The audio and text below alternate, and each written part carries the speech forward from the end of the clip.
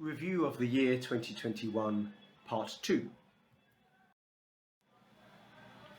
So the next area we're looking at are our corporate partners, and we work with a number of businesses in ways that we hope are mutually beneficial and build a better city for all of us. Aspen Pharmacare, South Africa's largest pharmaceutical business, have been great supporters of us over the years, donating medicines, making substantial financial donations, and just recently a team from one of their offices came in and helped work at the Dennis Hurley Centre one morning. Corporate visitors have been fewer in the last year, but they're beginning to pick up again, and we hope that many more businesses will come. It's an opportunity for them to see what we do, but also to experience a part of the city they wouldn't normally see. Another set of recurring corporate partners have been supermarkets and malls who've provided space for our street-lit booksellers to sell books. Here, Richard and Kanya are at their spot at the Pick n Pay hypermarket in Durban North, where they've been regularly selling now for over 2 years. We've also had support from the Berea Centre and from Windermere Centre. Sometimes the gifts we get from our corporate partners are overwhelming. The riots in July, of course, had a huge impact on our work and on our part of the city, but there was an upside to it. Spar supermarkets had huge amounts of fresh food that was heading towards supermarkets that were now closed because of the riots, and that food was otherwise going to go to waste. So they contacted us to ask if we could take a truckload of food and make use of it. Little did we realize how large the truck would be. As you can see from the photo, it was too large even to fit through our gate. So on a Sunday evening, the truck arrived and all of the fresh food was unloaded, and during the course of Monday, it was shared out to over 25 NGOs across the city, 9 tons of fresh food, all of it going to a good home. Spar did confess to us afterwards that they deliberately didn't tell us how much food there would be, but they were confident that the Dennis Hurley Centre team would be able to rise to the challenge, and we did. The media are another set of very supportive corporate partners, highlighting what we do and helping us to be a voice for the voiceless, or in this case, to give a voiceless person, a homeless person, an opportunity to tell his own story on SABC News. And a particular media partner has been independent newspapers based here in Durban, and Masri Kaba, their KZN managing editor, helped lead the town hall event that we organised in the run-up to the local government elections, bringing together homeless people and leaders from 4 of the main political parties to answer their questions. The Mercury and the Daily News and Isolezwe gave good coverage for the whole initiative called the National Homeless Manifesto to try and draw attention to the way in which local government decisions have a direct impact on the needs of homeless people. And a very important media partner remains the Southern Cross. In the last couple of years, it has gone from being a weekly Catholic newspaper to a monthly Catholic magazine, with great plaudits for the quality of the new magazine. Our director has a regular column in the Southern Cross, and they often cover stories both in print and online about the Dennis Hurley Centre. In fact, next month's edition, March, will have a special feature about Dennis Hurley on the 75th anniversary of his ordination as a bishop. And we encourage people around the world to subscribe to the Southern Cross online so they can continue to read about the work and the life of the church in South Africa. So this is, we hope, a full list of the various partners who have worked with us over the last year. I hope that nobody has been overlooked in compiling this list, and we give thanks to God for all of them and the very many ways in which they've supported our work. And because he was present with us for the AGM, we invited Anton Harrington from Tequini Video, in fact the organisation that did our wonderful online AGM last year, to light the 4th candle of the menorah in giving thanks for our corporate partners. The 5th candle looks at government, and yes, we give thanks to God for our government partners, but sometimes we also have to pray for them. Working with government has a huge potential to unlock vast resources, but sometimes it seems that no one seems to know where the right key is. We do work with overseas governments. We've had great support over the years from the American government, the Polish government and the Irish government, and we were delighted during the course of the year to welcome Fionnuala Kincaid, the new Irish ambassador, to come and visit the Dennis Hurley Centre as part of her first visit to Durban. And she's sitting here in the St Augustine's Cafe, which the Irish Embassy had helped fund. We're continuing to look for new ways to reinvigorate the cafe project, which sadly hasn't survived COVID. Collaboration with parts of the South African government remains erratic. A great supporter continues to be the Independent Electoral Commission, the IEC. They worked with us for the general elections in 2018 and again for the local government elections last November, making sure that homeless people and people in the area were registered as voters and able to vote in our building on election day itself. And City Health, part of the municipality, continue to support our work with donations of medicines. In fact, about 60% of our medicines last year were donations from City Health. When the COVID vaccine started being rolled out, we turned to City Health for their help, but they couldn't assist because they could only vaccinate people who were documented. We then went to KZN Provincial Health and they couldn't help. And in the end, we ended up with the Director General of National Health, who within just a few days came up with a solution to ensure that undocumented people, homeless people and refugees, the majority of our patient base, would be able to access the vaccine. So for the last 4 months, City Health have had a vaccine pop up outside the Dennis Hurley Centre and have vaccinated over 1,500 people, documented and undocumented, by virtue of being on our site. The municipality has helped us in some ways with our streetlit programme, providing, for example, a book-selling site just by the library behind the workshop. But sadly, after 2 years of trying, we still don't have licenses from the municipality to sell books on the streets. And unfortunately, our streetlit vendors regularly get harassed or fined by the police for selling without a license. One area of the municipality who've been hugely helpful, useful recently is Botanic Gardens, who came to visit our Dalton site and not only offered to grow a hedge to protect the site from the rubbish that's all around it, but then revitalized our vegetable garden, planted more flowers, and also have been training our creche teacher so that she can train the children in how to look after the garden and look after the vegetables. It's wonderful that they've done this. It's also a contrast to what lies just outside that fence and the underlying problems of Dalton in terms of sewage, in terms of waste disposal, and all the problems that we've been telling the municipality about now for over 3 years. Those underlying problems have just got worse.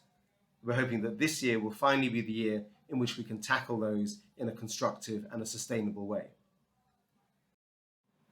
Similarly, our work with Stats SA on the census has been mixed. We first heard from them 3 years ago when they asked the National Homeless Network to help them assist in counting homeless people for the census.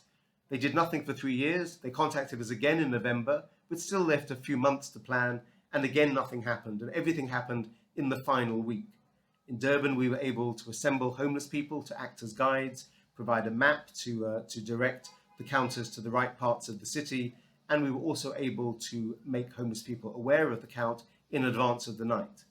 But sadly, across the country, it wasn't possible to work with Stats SA in a consistent way, and so the count that emerges from the census is going to be inconsistent and inadequate as a basis for establishing national policies on homelessness.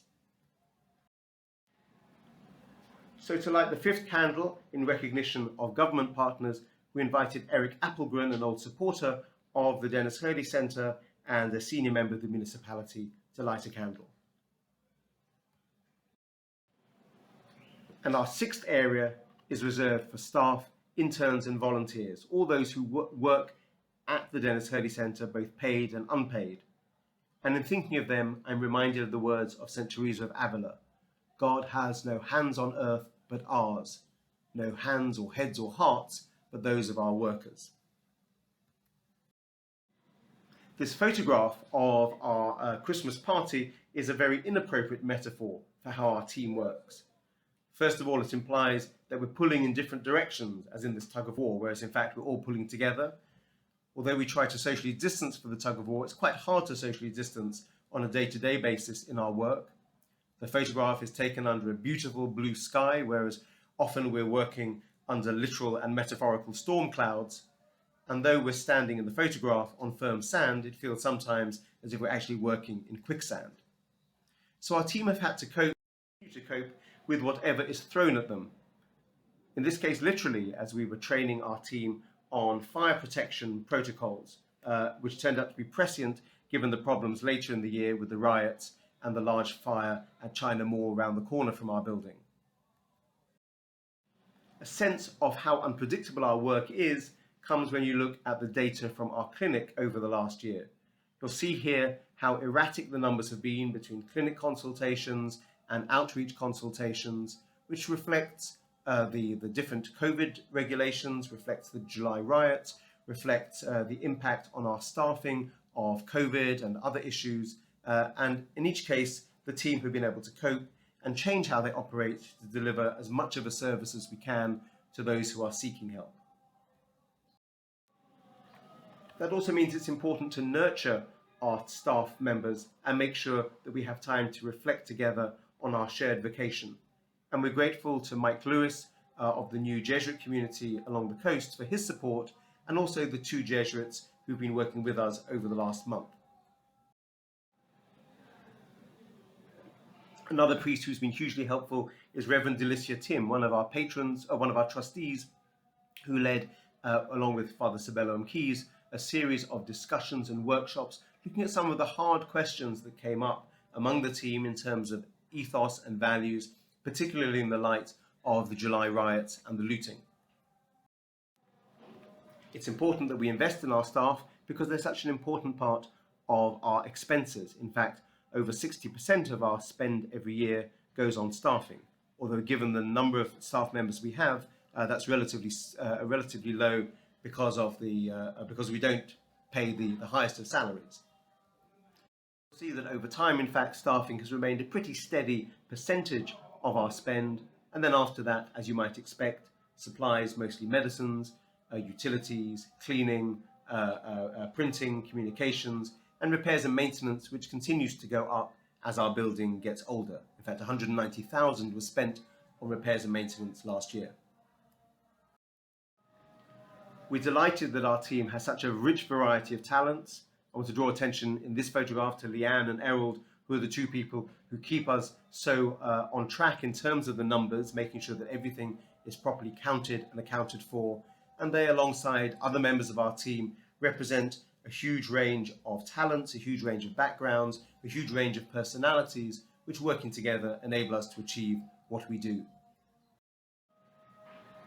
And so this is a list of all of those who worked for us as staff members and some of the full-time volunteers during the course of 2021, some of whom were present in the room during the AGM, but they all deserve to be named and recognised.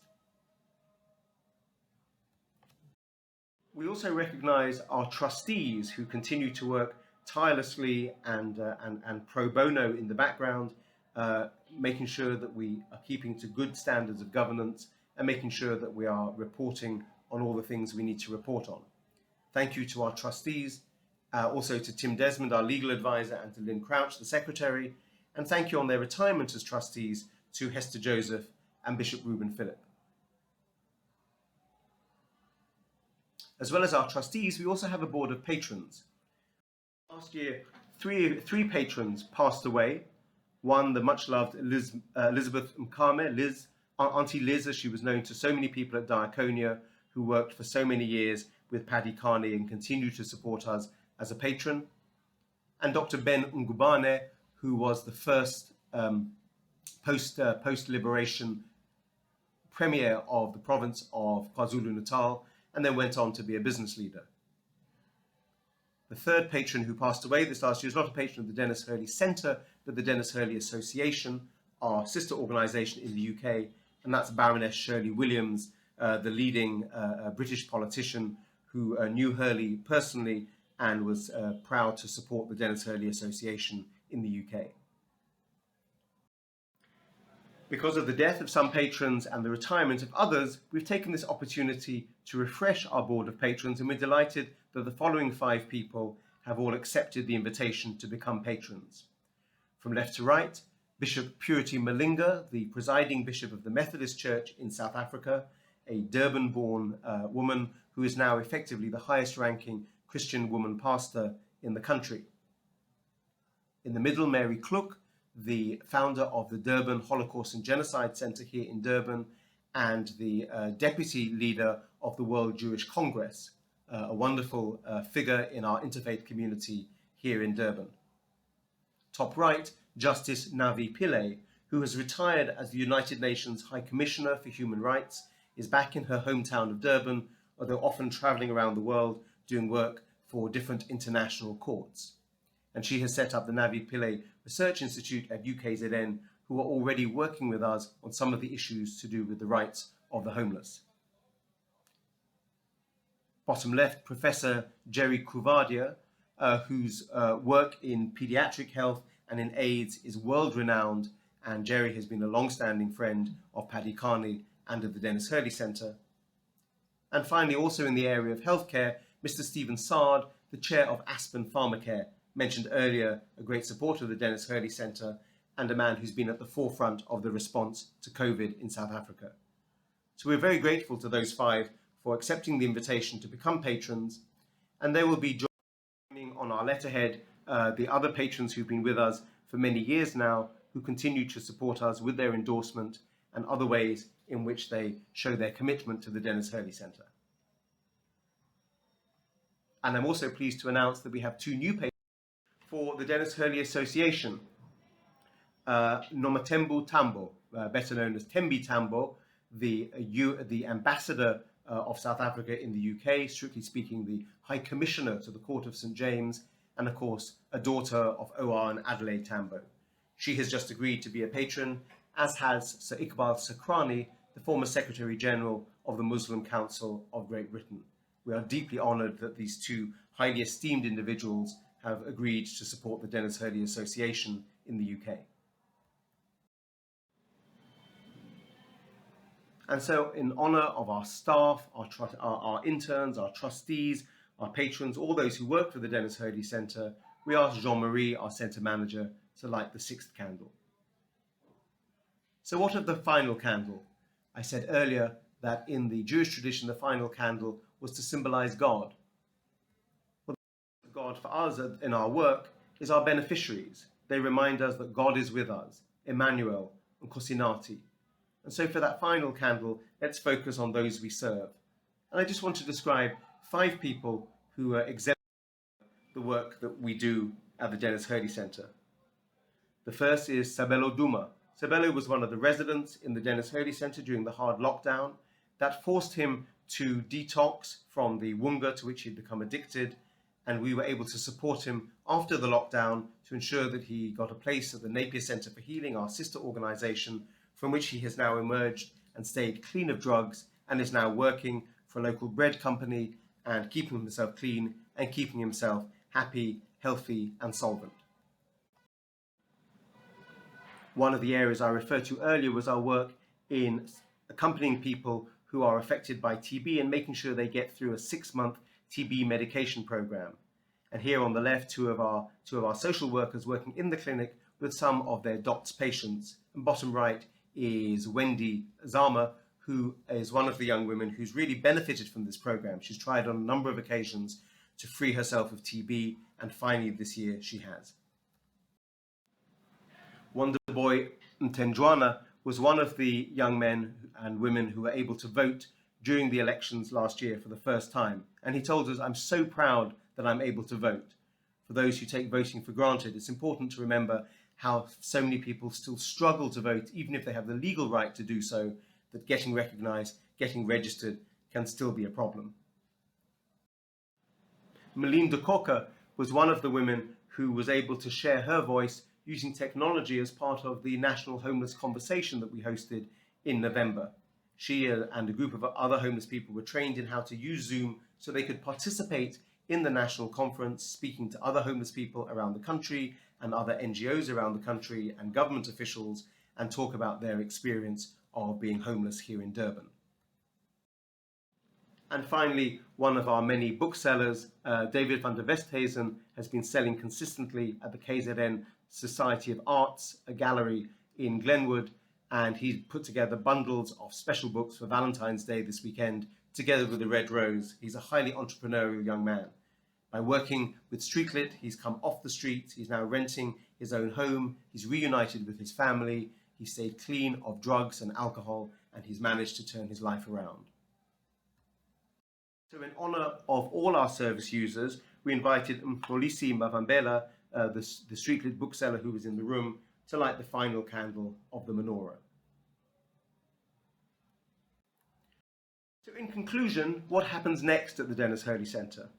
Well, first of all, we need to consolidate as we return to normal. We need to reconnect with the volunteers and the partners who have been harder to work with over the last few years because of COVID, and we need to secure our funding base in South Africa and overseas. A mark of the impact of what's been going on volunteering is shown in this chart. You'll see how the number of non-homeless volunteers has been highly erratic because of the lockdown, then because of the July riots, and so many changes in lockdown restrictions. Thankfully, our homeless volunteers have been able to step in and fill the gap. Secondly, we want to extend what we do. Our Streetlit program is very much centered in the Durban CBD. We want to extend out into the suburbs and work with local churches to do so. The National Homeless Network that was mentioned already is part of a project to influence national policy and actually create a national policy on homelessness, working with the Office of the President. And the ARV initiation service, providing life-saving drugs for people who are HIV positive, is one that we had been hosting from the government in our building. Now they are unable to fund it anymore other than providing the drugs. And so we're providing the staffing to make sure that that service continues to be offered. And here is Clovis Dusabe, one of our nurses, providing the ARV program within our building. And finally, we want to broaden what we're doing. We're hoping to broaden our work in healthcare to extend into mental wellness, particularly with our refugee and homeless communities. And we're looking for a major grant, potentially from the Irish government, to enable us to do that. And finally, a brand new project working with the municipality called PEP, the Public Enterprise Program, a public employment program, where we will be employing, we hope, dozens of homeless people to work in the area to improve the quality of the area around our building. And here are some of the initial candidates for that program who went on the streets, picking up discarded litter and brought it back into the centre to show what they could do creatively as a teamwork exercise as part of the training program. So with all of those going forwards, with our menorah lit, we hope that we continue to be a source of light in this part of the city and to the people we serve. We hope that the people we work with, our partners, our staff, our volunteers, our donors, continue to bring their light to add to our light, and that, as Hurley was often described as the guardian of the light, so we remain the guardians of his light here in Durban. Thank you for listening.